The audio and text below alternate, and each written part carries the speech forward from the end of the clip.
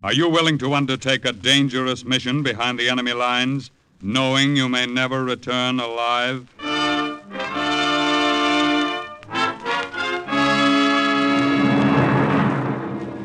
What you have just heard is the question asked during the war to agents of the OSS. Ordinary citizens who to this question answered, yes. This is Cloak and Dagger.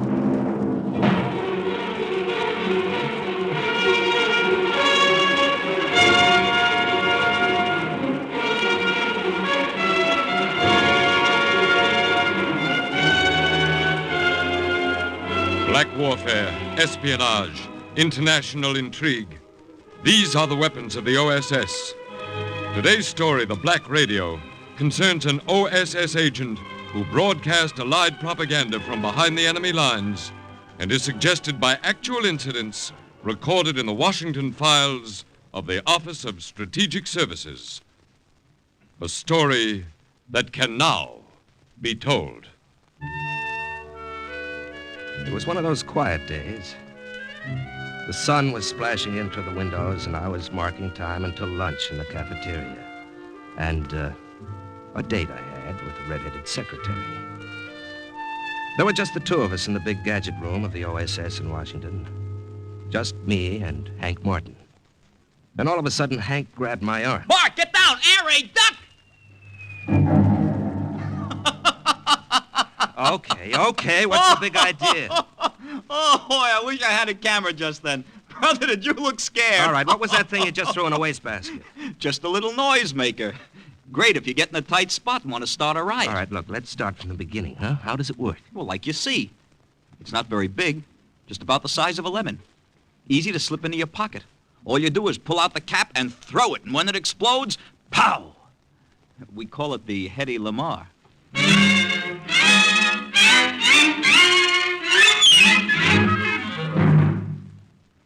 Major Langer, I have a job for you. Yes, sir. When our armies cross the Rhine into Germany, Freiburg will become a strategic city. The less resistance we get from the people when we make that advance, the less lives will be lost. Up to date, we have no report of any underground or partisan movement there. Mm-hmm. And OSS wants me to go in there with a black radio and soften them up. Is that it, sir? Right. Cut in on the Nazi local stations. Broadcast the information we want them to get. Mm-hmm. Another of our agents infiltrated that area over 3 months ago to get acquainted with the city and locate suitable hiding places for the radio. Of course, sir, it'll have to be moved every time we use it. Yes, that's right. Now, we haven't heard from our agent since she was sent in. We didn't want her to run the risk of trying to contact us. Did you say she, Colonel? That's right. Have you any objection to working with a woman, Major? Oh, no, sir. I mean, no, sir. Hmm? Her name was Lucille, the Colonel said. I wondered if she was anything like the redhead, Miss Lucille. Nobody had heard from her for months. Maybe she'd been caught. Maybe the Nazis had twisted out of her the reason she'd been sent to Freiburg.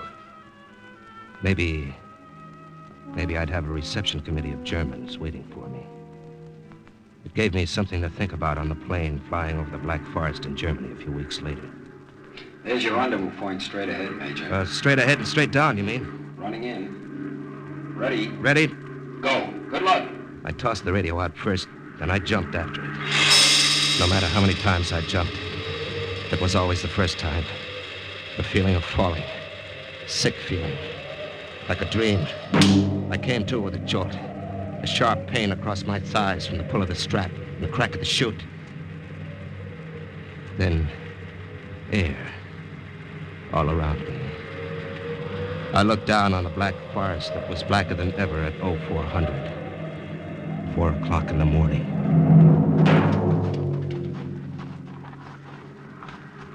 There were no Germans waiting. But no Lucille either. There was nothing but a foreign country. And up above, the plane faded away. Then it was gone. And I was alone.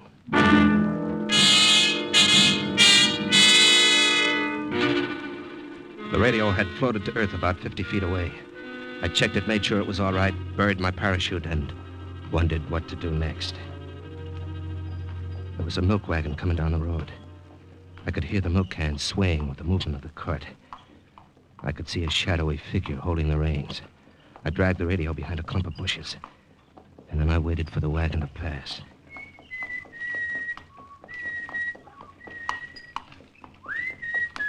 For a moment, I didn't recognize the song. And then, all of a sudden, the words wrote themselves in my head. Come away with me, Lucille, in my merry old... Lucille. Lucille. I'm sorry I was late, Major Langer. A German soldier I know stopped to talk. I couldn't break away without being impolite. Well, just as long as you got here. Hurry, Major. Let's go. Yes. I was ever so glad to see anyone in my life. Gee. But I didn't quite expect to meet a milkmaid. What did you think I'd be like, huh? Oh, Come, Major. Well, I had no idea. No doubt you pictured a slim young thing who'd add interest to your intrigue, huh? I've been neither slim nor young for longer than I'd like to remember. Tell me, what did you do before the war, Lucille? Taught history in grade school. Mm-hmm. Now I'm helping to make it. It's a good feeling, until you consider the possibility of getting caught. Well, we've got to make sure we don't get caught. There is always that possibility, Major. Accept it. And it's much easier to take it if it comes.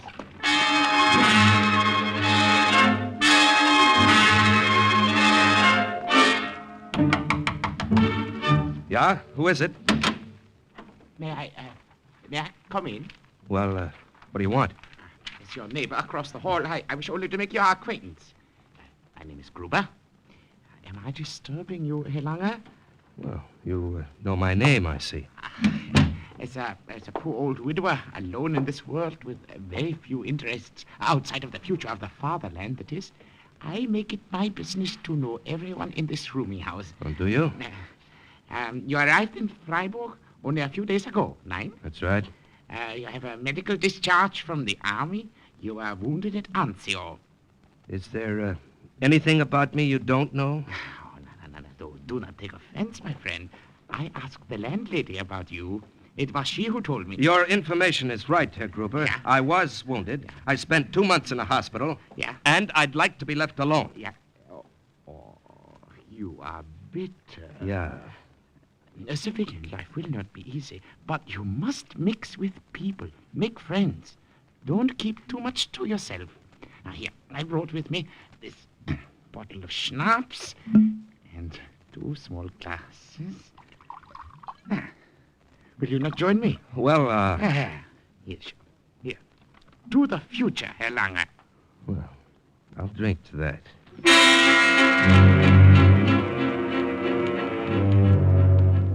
There was something about the old windbag who rented the room next door to me on the 3rd floor that I didn't like. I couldn't put my finger on it. Maybe it was the way his eyes, like patent leather buttons, kept darting around the room. Well, good schnapps, Nein, Herr Langer? Yeah, very good. Not like we used to get before the war. Of course, I'm not complaining. It is such a little sacrifice to make for the Reich. Yes, of course. Yes, of course. What are you planning to do here in Freiburg, Herr Langer? Well, I have my craft card as a union motion picture projectionist. Yeah. I worked in a film house in Berlin before the war and was hoping to find a position here.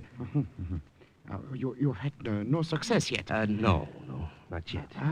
The motion picture house, a block from the mining university. Have you tried there? Why, no, I haven't. Oh, do try it. Tell the manager, Herr Schmidt, that you are a friend of mine. He's always complaining to me about being short of help. But that also is just a little sacrifice to make for the Reich, of course. Yes, of course. Danke. I'll go there tomorrow. Good. Oh, tell me, what is your business, Herr Gruber? Oh, I am a clerk. a clerk? Yeah, in the administration building of Gestapo headquarters. More schnapps? Yeah.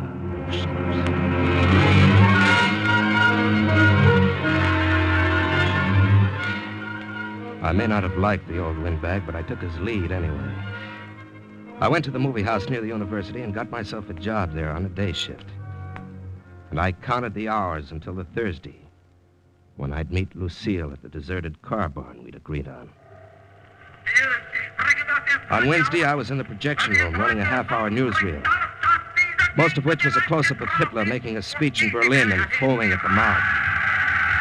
I looked down over the heads of the audience, wondered if all of them were as enthusiastic about the Fuhrer as they pretended to be, wondered how much it would take to push them into starting their own underground, wondered how many of them would be listening to their radio the next night, listening to me. Herr Langer. Yeah, Schmidt? I came to tell you... turn that speaker down, will you? Yeah. I came to tell you only have tomorrow afternoon off. Tomorrow afternoon, but I don't understand. Zerbrechen Sie sich nicht den Kopf. I will want you tomorrow night instead. Oh, but tomorrow night is impossible. I mean... Langer, you have a good job here. If I ask you to take the night shift this once, I see no need for argument. Oh, but, you see... Is what you have to do that important that it cannot be postponed? 9, Schmidt. Not so important. I'll be here. The next night at 20 minutes past 10, the feature film went off. I set the machine. The newsreel would run by itself for half an hour. No more. It didn't give me much time before the reel would run out. Just a half hour to get to the car barn, broadcast, and get back. Well, that's it, Lucille. 730 kilocycles, but I can't seem to get reception. They are signing off. This is Reichsstation KLD signing off. Until tomorrow morning, Heil Hitler. Well, here we go. Keep your fingers crossed. Don't turn off your radios, people of Freiburg. This is for you. I am your voice of freedom, bringing you news as it actually exists, not as the propaganda ministry would like you to believe. Mark, that's good. Wonderful. It wasn't 50 sons of Freiburg who died at the Anzio beachhead, but 500. You mothers, wives, sweethearts who have not heard from your men. You think the mails are slow? Is that why you haven't received letters? Your men will never write again. They were killed at Anzio. Women, they are taking your men away. What do you have for compensation? You have no food. You're cold.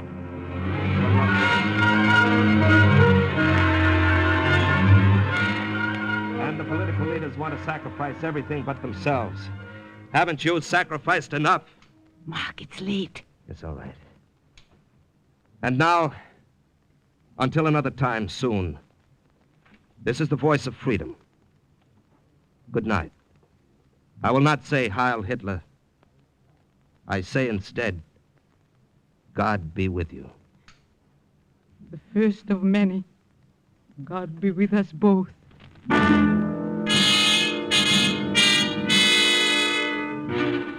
We dismantled the radio.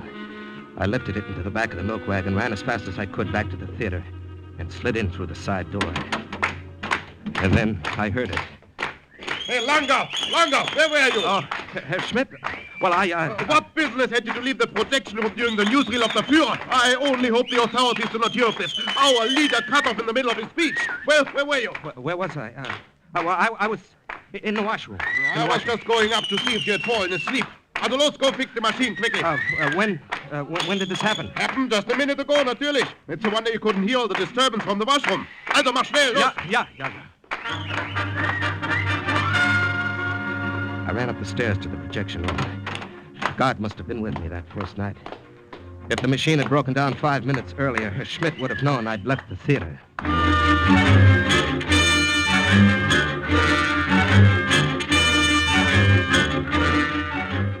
The next week, and the next, and the next, we were on the air. We moved the radio to a deserted warehouse, to a cave in the Black Forest, to a barn on the outskirts of town. As the voice of freedom, I told the people of Freiburg, you are fighting a lost cause. The losses of the Luftwaffe are 75% higher than reported. Resistance in all German-occupied territory is growing stronger.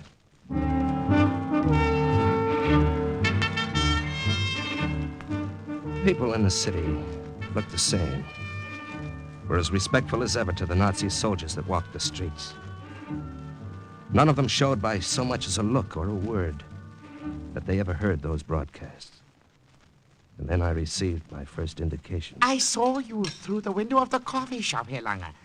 May I join you at your table? If you'd like. Oh, thank you. So, have you been listening to your radio lately? I have no radio. Oh, if you get one, then I advise you not to listen to Reichsstation KLD. Oh, why not? Because the Gestapo will arrest anyone caught listening to the man who calls himself the Voice of Freedom. Oh, what does he talk about, this Voice of Freedom? Oh, it's nonsense, of course. Allied propaganda nonsense. You sure you have never heard him? I told you, Herr Gruber, I have no radio. Oh, but of course. I forgot. Why is it, Herr Lange, I have the feeling I've seen you somewhere before? It was ridiculous to suppose that he had ever seen me before, but he told me one thing. The people were listening. And the Gestapo was looking for me. Unser Führer wird uns siegreich aus dem Krieg bringen. Turn it off, Mark. Mark, with that cough of yours, perhaps I'd better broadcast tonight. No, I'll be all right. People of Freiburg, this is your Voice of Freedom.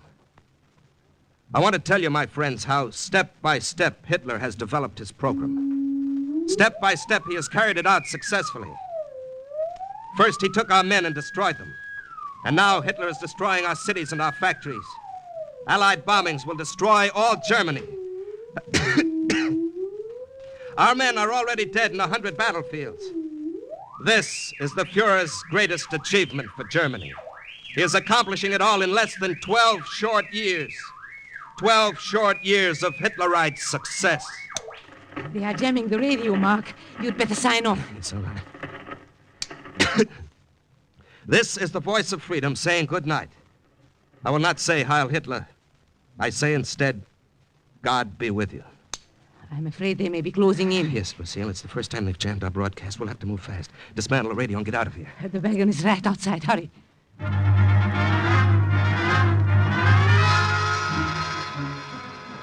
Less than 5 minutes later, we'd left the basement of the schoolhouse near the cathedral. It was quiet in the streets. Too quiet. As if the city were holding its breath. Waiting for something to happen. Good night. Until Friday. You know the place. Yes, let me take the radio tonight. Oh, walk back to your room with it under your arm. What foolishness. Yes, but Lucille, you always take the risk of being caught with it. I have the milk wagon to hide it and the barn to bury it. We'd better not stand here any longer. Good night again. And take care of that cough. I started to walk quickly in the opposite direction. If German triangulation had found the general location of the radio, the neighborhood would be swarming with Gestapo any minute. The headlights of the official car came out of nowhere around a corner and blinded me. Halt! Stay where you are! Halt! Halt! I started to run. Halt! Halt! I ducked into a doorway, up the stairs to the roof, across the roof, down some stairs again, back into the street. Somehow, I'd shaken them. I was free of them. I had to find somewhere to go, somewhere to hide. The movie house where I worked was close by. I went in through the side door. Hunched down in a seat, anonymous in the darkness. I was one of hundreds of people watching the traveler. And then something happened to the film and the soundtrack went song.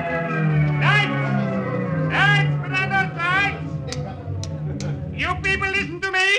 There will be no more films tonight, not until we check the identification of every man in this theater. One by one. Cut! We're looking for a man who is seen coming into this theater through the side door. A man who is wanted for questioning by the Gestapo.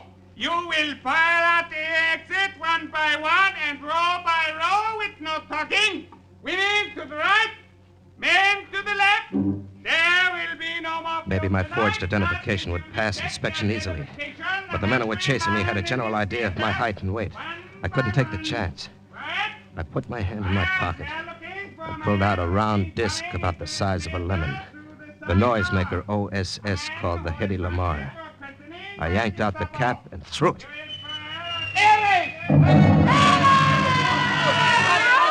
It started a riot, all right. The soldiers couldn't hold them back. They practically walked over them in their rush to get out. And I walked out, too, swept along in the tide of panic.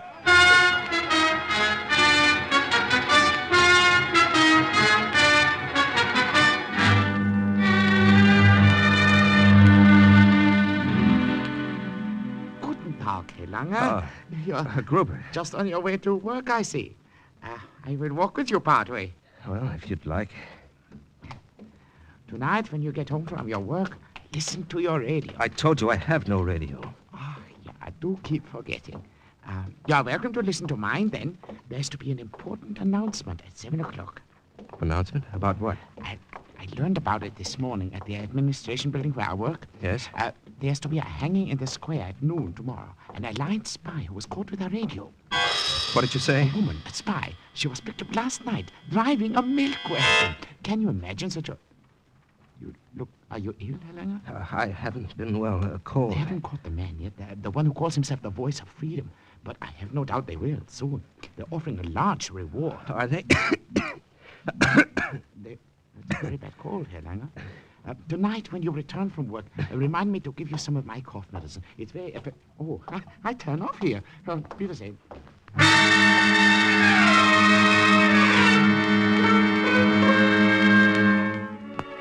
I didn't stop by for the cough medicine. After work, I locked myself in my room and stayed up all night, looking out of the window, up at the ice-blue stars that hung over Germany. And I tried to think of something to do to help Lucille. Before noon the next day, I went to the square, but I still didn't have the answer. Isn't it frightening, Herr Langer, the way an execution will draw the people like flies to honey? Is it fascination, do you think, of seeing someone else suffer? You tell me, Herr Gruber. You should know you're here. So I am. But then, so are you. What? Whoa! Woman, have you anything to say before you die? People of Freiburg, remember what you heard on your radios. Remember what the voice of freedom told you. It was the truth. The truth. Your leaders are betraying you. Goodbye, citizens of Freiburg. I will not say Heil Hitler. I say instead, God be with you. It happened quickly. It was all over. And I hadn't done a thing to stop it.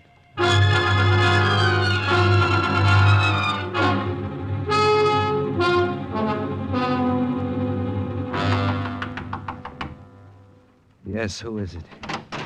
Only I, Herr Gruber. Go away, will you, please? Go away, I don't want to talk to anyone. Upset, are you, my friend, about the hanging this afternoon? No, I just don't feel well. Now, don't torment yourself this way. There was nothing you could do to prevent it. She did not expect it. What are you talking about? Trust me. You have no one else to trust. The Gestapo is going to check and cross-check every man's papers, every man in Freiburg. Are you sure you can stand a thorough investigation, Lange? Well, you're crazy. Are you accusing me? You are the voice of freedom. I suspected it for a long time. I was never sure. I was afraid to step forward soon. Now, look. No, listen to me. I know you don't like me. I have not liked myself for years. Afraid of my own shadow. Afraid to think. Afraid. But no longer. Herr Gruber, look. I am a discharged soldier from the Wehrmacht. I have your face looked familiar. It was not your face. But it was something about you. Your voice. I thought I recognized it. And then I started to think. I, who had been afraid to think for years. You came to Freiburg about the same time the broadcast began. You were too ignorant of what was going on. And then, yesterday, you coughed, as he had. And I was almost sure then. And now, Then I watched your face when she was hanged. And then I knew. Herr Gruber. Trust me. You have no one else.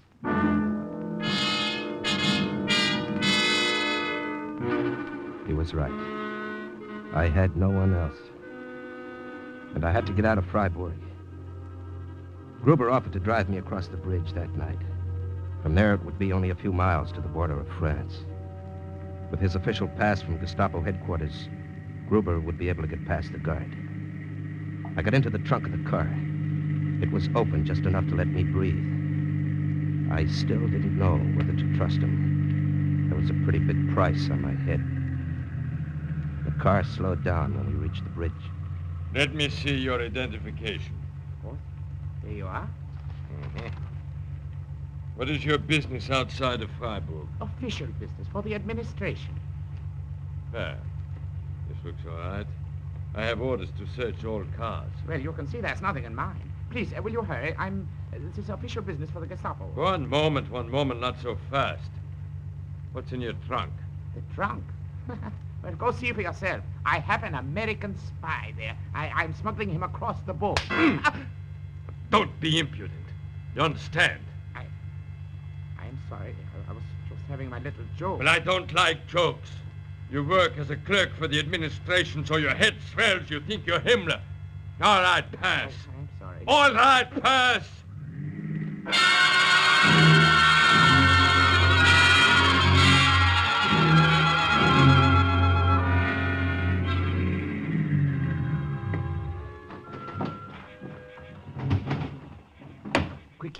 Quickly, get out here. I want to apologize for the things I thought when you told the guard what you did. It was the only thing I could think of at the moment that would prevent him from searching the trunk. Well, goodbye. Yes. And thank you, my friend. No, wait. Look, don't feel the woman died for nothing. She did not. You and she have given us the courage to look at ourselves in the mirror. We will continue to talk in whispers, yeah, but after you have gone, there will be many of us who will no longer think in whispers. Yes, well, you go. Goodbye. Wiedersehen.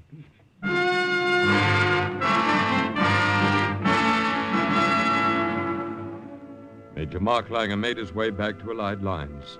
And when Freiburg was taken over some months later, it offered little resistance, thanks to the strong underground that had been encouraged by the Black Radio. And thus, once again, the report of another OSS agent closes with the words, "Mission accomplished." Listen again next week for another true adventure from the files of the OSS on Cloak and Dagger.